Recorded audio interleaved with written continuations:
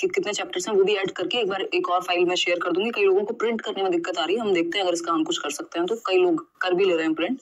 तो Telegram channel से ये वाली पीडीएफ भी, क्योंकि इसमें कुछ मैप वगैरह मैंने यूज किए हैं, तो आप रिवीजन के तौर पे आपके लिए वो हेल्पफुल रहेंगे।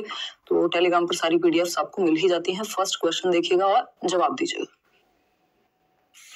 पोल में आंसर करेंगे और अपने उन दोस्तों को बता देंगे जिनको नहीं पता है कि क्लास शुरू हो गई, क्योंकि 2 दिन से हुई नहीं है और आज हमारा समय भी थोड़ा सा लेट है। नोटिफिकेशन नहीं आ रहा था लाइव क्लास का। सेल्फी कह रही है, नाम ही आपका सेल्फी है। आपने अपने आप को ये तोहफा दिया है, अपना नाम सेल्फी रख करके। बताइएगा एक बार। चलिए स्टार्ट करते हैं। ठीक है जी, आ जाओ। मैं इवेंट्स में बिजी थी प्रभात। मैंने कम्युनिटी टैब में बताया भी था कि 2 दिन क्लास नहीं होगी। टेलीग्राम पे भी बताया था। जो लोग पढ़ते नहीं है बिल्कुल या देखते ही नहीं है, उनको नहीं पता लगा हुआ कि मैं कहाँ थी, अदरवाइज मैंने बताया था, है ना। प्रिंट नहीं कर पा रहे हैं, इसकी समस्या देखते हैं कि कैसे हो पाएगा। ठीक है ना। चलिए आ जाइए, जुड़ते जाइए, जवाब देते जाइए और कॉफी चाय जो मिले पीते जाइए। शौर्य ने हमारे लिए बहुत अच्छी कॉफी बनाई है। उससे पहले आप जवाब देंगे, फिर आगे की बातें करेंगे। बहुत ही बढ़िया। चलिए स्टार्ट करें। फर्स्ट क्वेश्चन है, 30 क्वेश्चन है, अच्छे क्वेश्चन है। ईवीएस में सीटेट में सबसे ज्यादा क्वेश्चंस रिपीट होते हैं, तो प्रीवियस ईयर को बिल्कुल ना छोड़ें इस समय पे, और ऑनलाइन वाले तो जरूर। क्वेश्चन नंबर 1 कहता है the house of a patient. एक पेशेंट है, एक रोगी है, उसका हाउस कहाँ है, पॉइंट एक्स पर है। And then the hospital where he is getting his treatment is at Y. फिर जो हॉस्पिटल है वो है वाई पर, यानी एक व्यक्ति है, एक रोगी है, एक पेशेंट है जिसका जो घर है वो एक्स पॉइंट पर है और उसको हॉस्पिटल जाना है वो वाई पॉइंट पर है। अब सीधा रास्ता बिल्कुल होगा ही नहीं, क्योंकि सीधा रास्ता होगा तो फिर तो क्वेश्चन बन ही नहीं पाएगा। ठीक है ना। There is no straight lane from the patients house to the hospital, यानी पेशेंट के घर से हॉस्पिटल तक कोई स्ट्रेट लेन अवेलेबल ही नहीं है। ठीक। Therefore the patient first goes to a place, goes to A, यानी पॉइंट A जाएगा which is 800 metre due east of X, यानी 800 मीटर ड्यू है X के।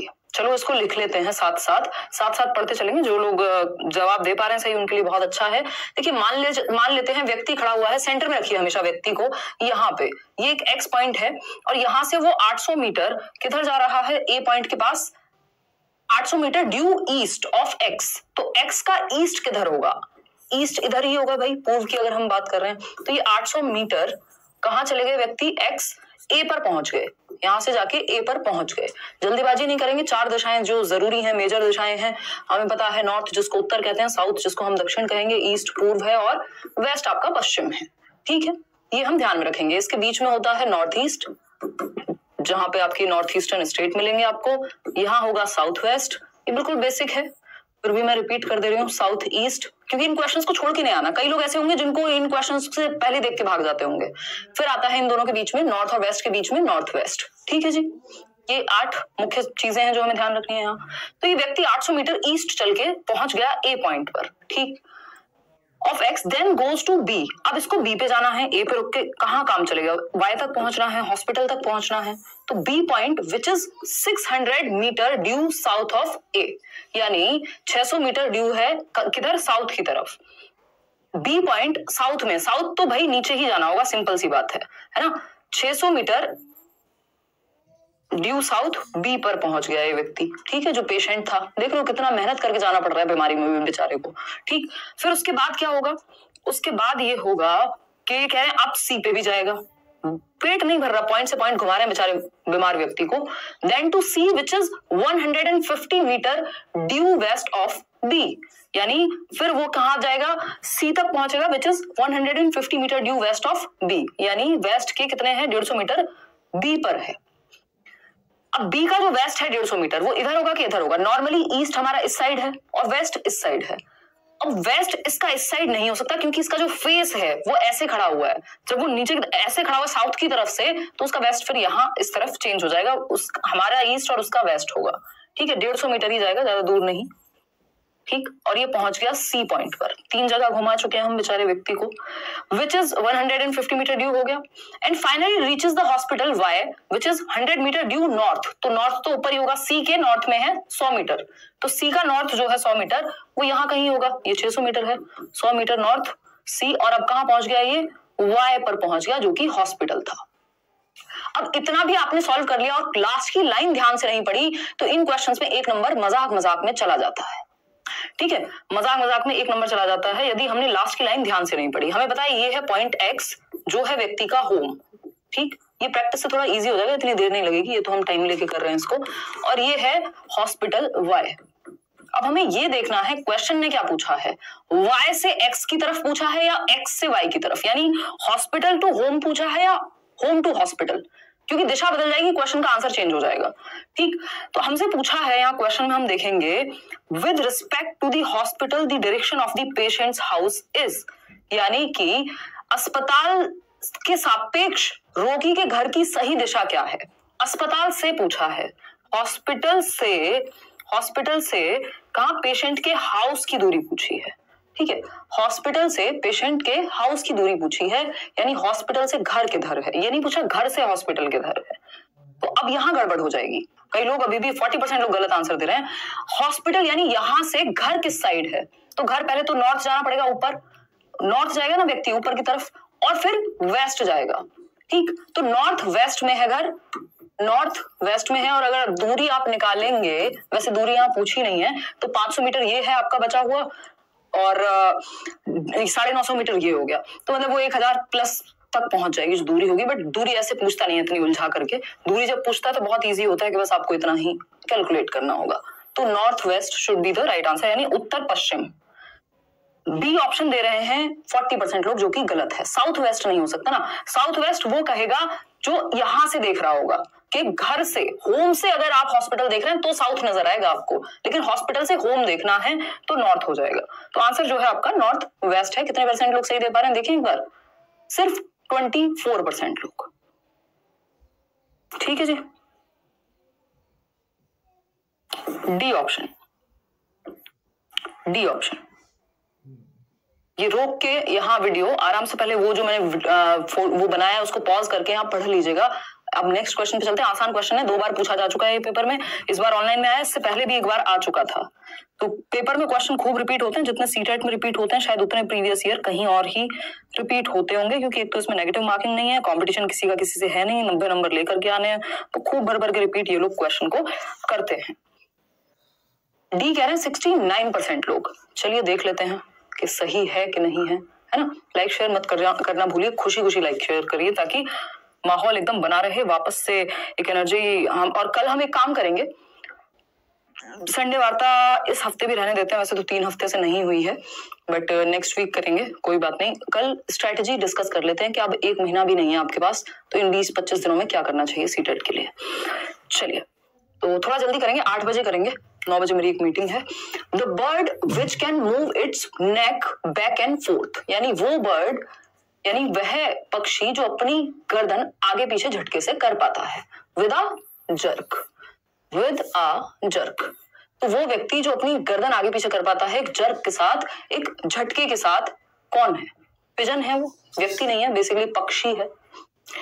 कबूतर की तो कोई बात ही नहीं हुई है पूरे, आप देखेंगे आज तक। पैरट, तोता है, कौन है? डी ऑप्शन 64% लोग सही दे रहे हैं, बाकी लोग कंफ्यूज होंगे आउल में। आउल नहीं है, आंसर है मैना। तोता मैना की कहानी आपको बहुत प्यारी प्यारी लगती होगी बचपन में, है ना। तो मैना की जब हम बात करें तो मैना है जब विदा जर्क लिखा हो, यानी झटके से लिखा हो, विदा जर्क। वो लोग नहीं होते कुछ लोग खतरनाक लेट लेट के जो डांस करते हैं डीजे पे, है ना, वो ऐसे ऐसे गर्दन करके डांस करते हैं, ये मैना वही है आपकी, ये झटके से आगे पीछे करती है गर्दन। शौर्य भी करके दिखा देगा वैसे, हाँ फ्लेक्सिबल है उसकी गर्दन, मैं बिल्कुल पंगे नहीं लूंगी, मैं जिम भी नहीं जा रही हूँ आजकल, तो बट हाँ आगे पीछे कर सकते हैं मतलब जर्क के साथ। तो जो झटके के साथ आगे पीछे करे पक्षी, वो कौन है? वो मैना है। और अगर आउल की बात आए तो आउल क्या है? बहुत हद तक पीछे देख सकता है ना, बहुत हद तक पीछे देख सकता है गर्दन घुमा करके। तो मैना इज द राइट आंसर। अभी मैना को हम देखेंगे, नेक्स्ट पिक्चर भी आएगी, अभी पहले ये वाला क्वेश्चन आप देख लीजिए, क्योंकि इन दोनों का क्वेश्चन एक साथ दे दिया इन्होंने, और इस पे क्वेश्चन कई बार आ चुका है। आउल पे तो बहुत बार आया है, मैना पे भी इस बार इन्होंने 2 बार दे दिया है। सही बात है, कोई बुरी बात नहीं है। देखिएगा, अगर हम बात करते हैं, अगर हम क्या करते हैं बात किसकी, क्वेश्चन नंबर 3 की। क्वेश्चन नंबर 3 में क्या बात चल रही है देखिए, कोई बर्ड है, यानी वह bird the bird which can rotate its neck backward to a large extent, यानी अपनी गर्दन को पीछे तक घुमा सकने वाला पक्षी, बहुत हद तक जो पीछे घुमा पाए, टू अ लार्ज एक्सटेंट, गर्दन बहुत हद तक पीछे ले जा पाए।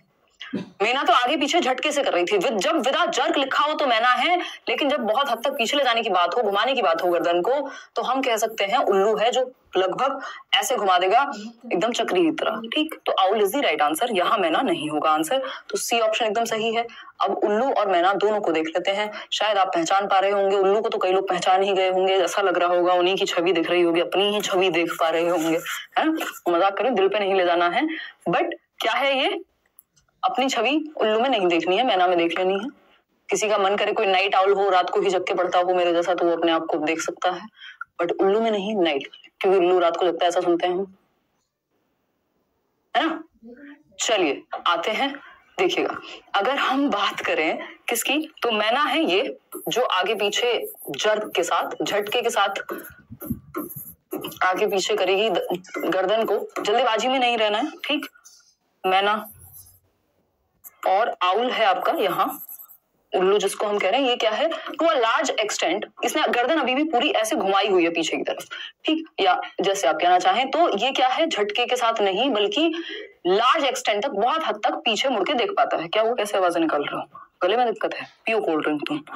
देखिए, अगर हम बात करें, ठीक, आगे बढ़ते हैं, क्वेश्चन नंबर 4 देखते हैं, ये 2 क्वेश्चन एक साथ आ गए। क्वेश्चन नंबर 4 देखिए, ब्रेल के बारे में एक क्वेश्चन आता ही आता है, बहुत बार रिपीट होता है। ब्रेल क्या है, लिपि है, एक स्क्रिप्ट है पढ़ने की, लिखने की, जैसे आप कहें। तो ब्रेल स्क्रिप्ट और किसके द्वारा यूज होती है, ब्लाइंड या फिर विजुअली चैलेंज्ड लोग, जिनको देखने में दृष्टिबाधित जो लोग हैं। The Braille script is used visually impaired by visually impaired persons. मैं इतनी थक गई हूं ना, पिछले 2 दिनों में मैं सो भी नहीं पाई हूं ठीक से, क्या बोल कुछ रही हूँ, निकल कुछ रहा है। देखिए, ब्रेल लिपि का उपयोग दृष्टिहीन व्यक्तियों द्वारा किया जाता है। इस प्रकार की लिपि में मोटे कागज पर, अभी मैं दिखाऊंगी भी आपको, मोटे कागज पर उभरे हुए बिंदु बने होते हैं, जिनको उभरे हुए होंगे तो जिनको देखने में दिक्कत है वो टच करके फील कर लेंगे, तो ये क्या टैक्टाइल मटेरियल है, इसको टच एंड फील मटेरियल कहेंगे। Because of these raised dots, ये जो डॉट्स हैं जो उभरे हुए होते हैं कागज पर, तो उनको टच कर लेगा वो व्यक्ति जिसको देखने में दिक्कत है। The visually impaired persons can read by running their fingers on them. This script is based on, ये जो स्क्रिप्ट है ये किस पर बेस्ड है, ये पूछा है।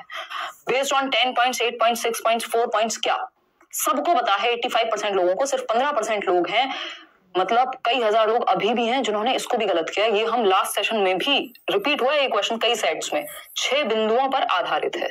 जैसे आपका ए है तो इसमें ए 6 पॉइंट, कोई भी लेटर बनेगा तो उसमें 6 पॉइंट चाहिए होंगे, जिसको टच एंड फील करके आप समझ जाएं। और ये किसने दी थी, लुई ब्रेल ने 1800s में दी थी, जब उनकी आंखों की दृष्टि चली गई थी।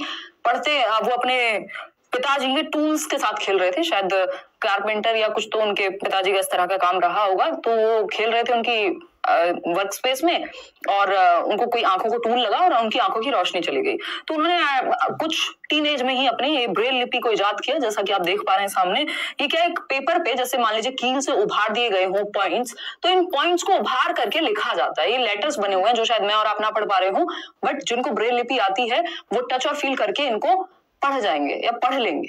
कंप्यूटर में भी इसका प्रयोग होता है। तो दी किसने, लुइस ब्रेल, 1800s में उनकी आंखों में दिक्कत हुई थी और उन्हीं के नाम पे इसका नाम ब्रेल लिपि पड़ा है। 6 रेज्ड डॉट्स होते हैं, याद रखेंगे, उभरे हुए पॉइंट्स हैं, ऐसा नहीं है फ्लैट नहीं है, रेज्ड डॉट्स, ठीक है, 6 रेज्ड डॉट्स, क्लियर है। आगे बढ़ेंगे नेक्स्ट क्वेश्चन पे, क्वेश्चन नंबर 5 देखेंगे, एक बार देखिएगा, जवाब दीजिएगा क्वेश्चन नंबर 5 का।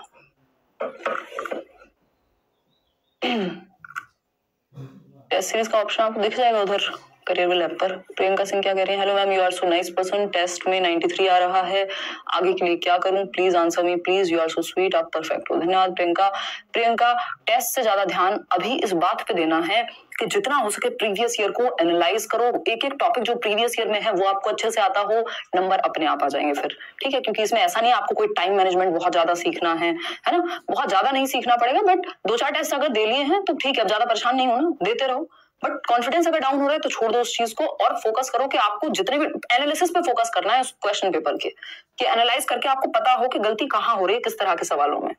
There is a state in our country, यानी हमारी कंट्री में एक स्टेट है, और हिंदी इंग्लिश के पैसेज पे फोकस करो, वहां से नंबर बढ़ेंगे। There is a state in our country where in rural areas villages, यानी जो विलेजेस हैं हमारे देश में, बिकॉज ऑफ हैवी रेन्स, जहां पर बारिश ज्यादा होती है, the houses are made almost 3 to 3.5 metre above the ground. यानी वो एरियाज हमारे देश में, वो राज्य ग्रामीण क्षेत्रों में जहां भारी वर्षा होती है, 3 से 3.5 मीटर की ऊंचाई पे, यानी 10 से 12 फीट की ऊंचाई के ऊपर बने हैं, जमीन से 10-12 फीट ऊपर बने हुए हैं। In the insides of the houses are made of wood से बने हुए हैं, बैम्बू पिलर्स पर ये हाउसेज खड़े हुए हैं, यानी बांस के खंभों का उपयोग करके इनको जमीन से ऊपर उठा करके बनाया गया है। और ये कहां पर मिलेंगे, तो ये क्वेश्चन भी बहुत बार रिपीट हुआ है। स्कूल कैसे जाते हैं एक चैप्टर है, फर्स्ट ही चैप्टर आपको नोट्स मिल जाएंगे जल्दी ही ईवीएस के। पुराने वाले लोगों के पास तो ईवीएस के इंग्लिश मीडियम वाले नोट्स होंगे भी, बट और आपको एक रिवाइज्ड नोट्स दे देंगे।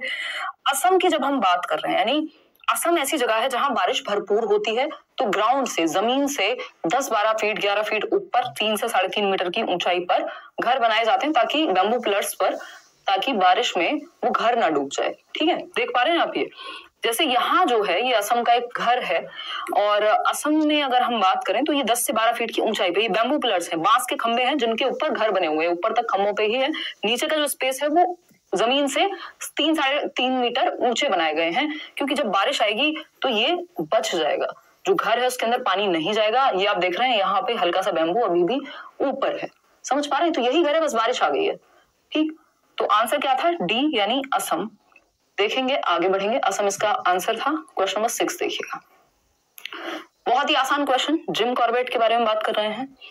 The state in which the Jim Corbett National Park is located, यानी जिम कॉर्बेट नेशनल पार्क किस राज्य में स्थित है, यानी जो जिम कॉर्बेट नेशनल पार्क है वो कहाँ, किस स्टेट में स्थित है, बताइएगा, फटाफट से बताइएगा। देखिएगा, जवाब देना चाहेंगे या 5 रुपए देकर के जवाब देंगे, बताइए बताइए। नैनीताल में, बहुत बढ़िया, शाबाश मेरे शेर, शाबाश। नहीं, रॉन्ग आंसर। हाँ, अब सही समझे आप, वेरी गुड। क्या, मतलब पहाड़ी एरिया में, वो बात आपकी सही है, बिल्कुल सही है। ठीक है, तो स्टार्ट करें। डी ऑप्शन कह रहे हैं 65% लोग, जो कि सही है, मतलब पहाड़ी एरिया में कहीं ना कहीं। और आप समझ जाएंगे पहाड़ी एरिया ना तो राजस्थान है, ना गुजरात है, ना उत्तर प्रदेश है, क्या है, उत्तराखंड है। उत्तराखंड है, नाम क्या है, जिम कॉर्बेट। ठीक है, एक वाहियात सा आइडिया आ रहा है मेरे दिमाग में इसको पढ़ते हुए, है ना, जिम कॉर्बेट, यानी पहाड़ों पे है तो जिम करके ही जिम कॉर्बेट जा पाएंगे, अदरवाइज तो नहीं चढ़ पाएंगे। ठीक है, ऐसा मान लेते हैं, इतने भी पहाड़ों पे नहीं है खैर, तो जिम करके जिम कॉर्बेट जाएंगे मतलब पहाड़ों पर पहुंचेंगे, मतलब उत्तराखंड जाएंगे। ठीक, आगे बढ़ते हैं। कुछ और भी नेशनल पार्क हैं हमारे देश में जिनको हम एक बार देख लेते हैं। जैसे ये आपको रिवीजन में हेल्प करेगा, ये पीडीएफ आपको मैं आज ही शेयर कर दूंगी, पुराने कुछ पीडीएफ शेयर नहीं कर पाई हूँ। जैसे जिम कॉर्बेट कहाँ है, उत्तराखंड में। रणथंभौर अगर हम बात करें, राजस्थान की बात हो रही है। फिर यहाँ नेशनल पार्क है, गिर नेशनल पार्क है। अगर हम उस साइड देख पा रहे हैं तो यहाँ सुंदरबन है, फिर काजीरंगा है। तो ऐसे आपको अलग अलग स्टेट में अलग अलग पार्क्स मिल जाएंगे, ये आप एक बार नजर मार सकते हैं इस पे। फिर आगे बढ़ेंगे क्वेश्चन नंबर 7 पर। क्वेश्चन नंबर 7 क्या कहता है, पोल में जवाब देंगे पढ़ करके। थोड़े से बड़े क्वेश्चंस आजकल होने लगे हैं लेंदी, क्योंकि आपने अगर क्वेश्चंस खूब पढ़ के प्रैक्टिस की हुई होगी तो आपकी स्पीड का इशू वहां पेपर में नहीं आएगा। आरती प्रजापति, ठीक है आरती, बताइए फटाफट से। खुशी खुशी, हम लोग 29,000 लोग जुड़े हुए हैं, सिर्फ 12,000 लोगों ने लाइक किया है। खुशी खुशी लाइक करना है, पढ़ना है। अगले जितने भी टाइम तक क्लास होने वाली है, टेंशन नहीं लेनी। लाइव क्लास बहुत कम होती है, नहीं, एक क्लास अभी होगी, डेली होगी, बड़ी क्लास होगी। अभी हम फटाफट से नेक्स्ट वीक में क्या करने वाले हैं, मंडे से सिलेबस खत्म करेंगे, मतलब जो जरूरी पॉइंट्स हैं उनको हर दिन डिस्कस करेंगे, और जरूरत पड़ेगी तो बढ़ा देंगे। अभी एक ही रहने दो सेशन, क्योंकि और भी सेशंस मेरे होते हैं। देखिएगा क्वेश्चन नंबर 7 डी कह रहे हैं 65% लोग। अगर हम बात करें, consider the description of houses, यानी घरों का डिस्क्रिप्शन। देखो हाउसेस पे 100% एक क्वेश्चन आना है, ये हम करने वाले हैं ईवीएस में। हाउसेस की जब हम बात कर रहे हैं, डिस्क्रिप्शन ऑफ हाउसेस दी हुई है 3 अलग अलग जगहों की, आपको डिफरेंट क्लाइमेट के साथ पहचानना है। कहा है in Leh Ladakh houses are made of stones, यानी लेह लद्दाख में जो मकान है वो पत्थरों के बनते हैं। हैव 2 फ्लोर्स, यानी कितने हैं, 2 फ्लोर्स, इनके 2 मंजिल होती हैं। ग्राउंड फ्लोर फॉर एनिमल्स, यानी ग्राउंड फ्लोर को किसके लिए रखा गया है, एनिमल्स के लिए। And for storing necessary things, और जो जरूरत की चीजें हैं, जो जरूरत का सामान है और एनिमल्स हैं, उनको ग्राउंड फ्लोर पर रखा जाता है। और जो वुडन फ्लोर्स हैं, फ्लैट रूफ्स हैं, रूफ्स कैसी हैं, फ्लैट हैं, फ्लोर्स कैसे हैं, वुडन, लकड़ी का जो है आपका सपाट छत है, या फ्लोर्स हैं, जो भी फर्श कह लीजिए आप, ठीक, लकड़ी की छत है। In Manali, Himachal Pradesh, houses are made on bamboo pillars, बस यही गलती कर गए ये। अगर आपने पिछले क्वेश्चन में देखा होगा तो बैम्बू पिलर्स पर घर कहां बन रहे थे, असम में, मनाली में नहीं, स्टोन्स के बनते हैं, वुड के बनते हैं। इन राजस्थान स्लोपी होती है, मतलब वो स्लोप वाली होंगी, सपाट नहीं होंगी राजस्थान में, जो इसमें मनाली में जो छतें हैं। सी ऑप्शन है, in Rajasthan people in rural areas live in mud houses with roofs of thorny bushes, बिल्कुल सही बात है। जो थॉर्नी बुशेस हैं, कंटीली झाड़ियां हैं, उनसे मकान बनाया जाता है राजस्थान में, जो छत है उसकी, और मड का प्रयोग करके, यानी मिट्टी का प्रयोग करके, चिकनी मिट्टी और इन सब का जो भी प्रयोग करेंगे और घर बनेंगे। ये हम पढ़ चुके हैं। ए और सी सही है, बी गलत है। तो डी 74% लोग सही कह रहे हैं, यानी ए और सी तो सही है, तो ओनली ए ओनली सी, ए और सी, ए और बी नहीं, ए और सी, तो D option is the right answer over here. ठीक है, इतनी बात क्लियर है, इतनी बात। आगे बढ़ेंगे क्वेश्चन नंबर 8 पर। पढ़िएगा, आसान सा क्वेश्चन है, जल्दी से सॉल्व हो जाएगा, बहुत आसान क्वेश्चन कहेंगे हम। देखिए, consider the following organisms, crocodile, एक लिस्ट दी हुई है और ऑड वन आउट पहचानना है आपको, यानी जो दूसरों से अलग हो। ठीक है, बताइएगा। मैथ वाली क्लास बहुत कम होती है, करा देंगे ज्यादा, अभी सर की थोड़ी सी तबीयत डाउन है, मैं एक बार आज बात कर लूंगी, करा देंगे। कंसिडर द फॉलोइंग ऑर्गेनिजम्स, कुछ जीव हैं, जैसे कि कौन से जीव हैं वो, क्रोकोडाइल यानी मगरमच्छ, क्रो यानी कौआ, डक, आगे बढ़ेंगे, बत्तख के बाद है फिश यानी आपकी मछली, और टॉर्टोइज जिसको हम कछुआ कह रहे हैं। सबका थोड़ा थोड़ा संबंध पानी से है, क्रोकोडाइल भी पानी में रह लेता है, क्रो तो नहीं रह पाता है, बिल्कुल सही कह रहे हैं शौर्य सिंह, है ना। क्रो क्या है, वो पानी में नहीं रहता, पानी में थोड़ी ना देखा होगा कौआ तैरता हुआ आप उठा के ला रहे हैं, बेहोश हो गया, पानी में चला गया था, पानी में नहीं जाएगा। ठीक, डक जो है उसका पानी से संबंध है, फिश का भी पानी से संबंध है, टॉर्टोइज का भी पानी से संबंध है, लेकिन क्रो का कोई संबंध नहीं है। तो आंसर क्या हो गया, यही ऑड वन आउट है। ठीक है जी। अब यहाँ पे लिख देता उड़ने वाले पक्षियों की बात हो रही होती है, और फिश लिख देता तो वो अलग हो जाता, भाई फिश को कब उड़ते हुए देखा आपने। ठीक, आगे बढ़ेंगे, क्वेश्चन नंबर 9 देखिएगा एक बार। इस तरह के क्वेश्चंस बहुत ही ज्यादा बढ़ गए हैं आजकल पेपर में आपके। किस तरह के, इनको मैं कहती हूँ वो जो मीम नहीं चलता, जब रामायण बहुत चल रही थी, हम लोग देख रहे थे बचपन में भी, खैर हम लोगों ने काफी देखी है, बट लॉकडाउन के टाइम पे, तो आजकल मीम का जमाना है, तो इंटरनेट पे एक मीम वायरल हुआ था बहुत, है ना, कि ये दुष्ट प्राणी है प्रभु, इसके पेट पर बाण मारिए, तो ऐसा कुछ था मतलब। तो कुल मिला के पहले क्वेश्चंस जो है आसान बनते थे, सीधे बनते थे। अब क्या हुआ है कि अब कह रहे ऐसे नहीं मरने वाला, है ना, कि ये क्वेश्चन तो सॉल्व हो जाएगा, आसान पूछ लिया तो सीधे सीधे पूछ लिया, कितने पॉइंट्स होते हैं ब्रेल में, एक काम करो 4 ऑप्शन और डालो, 4 से काम नहीं चल रहा, पेट में बाण मारो प्रभु, तब जाके काम चलेगा। तो ये बाण वाले क्वेश्चंस हैं जो आपको थोड़ा सा और मुश्किल करते हैं चीजों को, या और परेशान करते हैं। देखिएगा, खैर ये मजाक की बात हुई। नोट्स से पढ़ के एक बार आरती और फिर देखो उसको, सेशन को दोबारा देखिएगा। अगर हम बात करें, और प्रीवियस ईयर को बिल्कुल मत छोड़ना आरती, प्रीवियस ईयर जरूर कर लो, चाहे दुनिया के किसी कोने से पढ़ा हुआ आपने। सी ऑप्शन कह रहे हैं 68% लोग। देखते हैं, अ हर्ड में have 20 to 25 female elephants and young ones. याद कीजिए, हाथी वाला चैप्टर है, आपके नोट्स में भी गिवन है, अभी हिंदी मीडियम वाले नोट्स भी मिलेंगे, उसमें भी गिवन होगा।